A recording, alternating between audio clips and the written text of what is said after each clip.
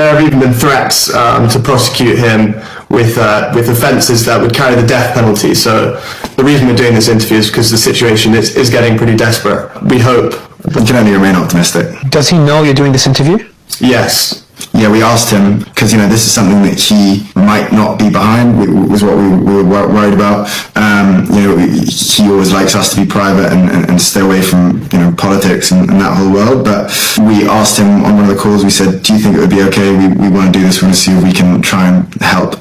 And he said, "Do it." What would be your message, Qasim and Sulaiman, to the people of Pakistan and to the rest of the world? Don't lose faith that he I can tell you has not lost faith. He hasn't given up. He's not just sitting in his cell kind of twiddling his thumbs.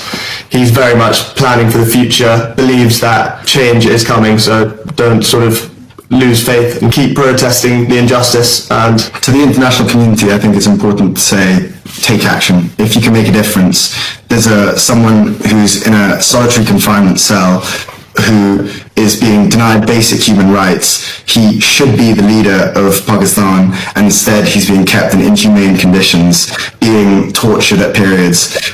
So if you care about human rights, this is paramount. This is number one on your list. Basically, for the human rights of not only our father, but other political prisoners, and restoration of proper democracy in Pakistan as well, aside from our own selfish reasons. Yeah, if you had a message to the Pakistani military or the establishment or those in power or those that make the decisions, what would be your message to them? I would say just respect democracy in Pakistan, respect the people's clear choice, which anyone who has looked into the previous general election can see. They weren't allowed to stand. Our father's party, PTI, their candidates had to run as independents, and they still won the most, and let alone all the other ways they tried to obstruct the democratic process. They still won the most seats in the National Assembly. So it's pretty clear who the people's choice, the party that is the people's choice, and